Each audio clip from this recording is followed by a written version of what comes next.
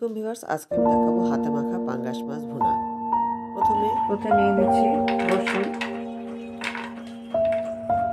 কাঁচামরিচ, কিছু শুকনো মশলা, লবণ, ধনিয়ার গুঁড়া, মরিচের গুঁড়া, হলুদের গুঁড়া, জিরার গুঁড়া, আদা রসুনের পেস্ট আর একটু সামান্য গরম মশলা।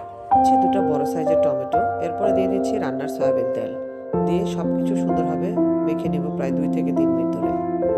এরপরে দিয়ে দেবো পাঙ্গাস মাছ, সুন্দরভাবে ছোট ছোট পিস করে নিয়েছি এবং হলুদ লবণ মাখিয়ে দিয়েছি এবং এই পেঁয়াজের সাথে এটাও সুন্দরভাবে মাখিয়ে নেব। এরপরে সামান্য একটু পানি দিয়েছি গা লাগা লাগা। এরপরে তুলে দিলাম, মাঝে মধ্যে একটু ঢেকে দিয়ে উঠিয়ে উঠিয়ে দেখব যে পানিটা শুকিয়ে গেল কিনা বা নিচে লেগে গেল কিনা। এভাবেই প্রায় 5-10 মিনিট ধরে রান্না করে পানিটা ভালো মতো শুকিয়ে আসলে দিয়ে দিচ্ছি ধনিয়া পাতা, দিয়ে আরও 2-3 মিনিট রেখে নামিয়ে পরিবেশন করব মজাদার স্বাদের পাঙ্গাস মাছ ভুনা।